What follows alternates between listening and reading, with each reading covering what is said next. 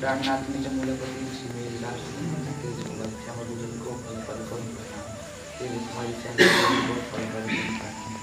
सिंहासनमा विराजमान साक्षात श्री राष्ट्रपति आफ्नो आज गुरुजी र यहाँ उपस्थित हुनुभएका सम्पूर्ण सङ्घसाथीमा मेरो हृदयदेखि नै कोटी कोटी प्रेम प्रणाम। मैले यहाँबाट राय गर्न गएदेखि सुरुमा धेरै कुराहरू आज भन्न गइरहेको छु। सुरुमा जाने बित्तिकै हामीले राय गर्न स्थितिका कुराहरू भन्न गइरहेको छु। सर्वप्रथम हामीले हाम्रो प्रणाम झर्ना भनेको के हो भने झर्ना भनेको हातभित्री प्रश्न आफ्नो आत्मालाई जानेर धारण गर्नु प्रणाम धर्म हो र श्रीकृष्णको किताबबाट अक्षरार्थीलाई चिनेर प्रणाम गर्नु नै हाम्रो प्रणाम धर्म हो। हाम्रो प्रणाम धर्ममा 4 विषय रहेको छ। वितक बाणी वृत्ति र विराट। सर्वप्रथम विराट भनेको के हो? विराट भनेको लक्ष्य हो। विराटले हाम्रो लक्ष्य देखाउँछ। विराटले हामीलाई पातालदेखि परमसम्मको लक्ष्य देखाउँछ र विराटले हाम्रो धाम यहाँ छ भनेर देखाउँछ।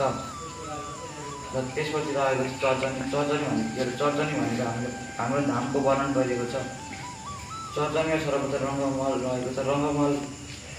रङ्गमहलमा 10 भवन रहेको छ र रङ्गमहलको वर्णन एउटा चौबले इस प्रकार गरिएको छ। एक हीरे का आरस से जहाँ को आस 201, यही हिसाब से एक हीरे का आरस से जहाँ को आस 201, यही हिसाब से बाहर कई मंदिर हवेलिया मंदिर चौक भनेर गरिएको छ र परमधामलाई घेरेर 7वटा परिक्रमा रहेको छ। र त्यसपछि रहेको छ वितक भनेको हाम्रो धर्मको इतिहास हो र हाम्रो धर्मको सुरुवात कसरी भएको छ भनेर वितकले भनेको छ। र वितकमा प्राणनाथजी र सद्गुरु श्री देवनन्दजीले गरेको जागरणीको पनि वर्णन गरिएको छ। र त्यसपछि आउँछ बाणी भनेको के हो त? बाणी भनेको यो 3 विषयलाई समेटेर तयार पारेको सार हो र यो सब प्राणनाथजीको मुखविन्दारबाट उज्रिएको छ। र यति भन्दै मेरो प्रवचन सुरु गर्न चाहन्छु।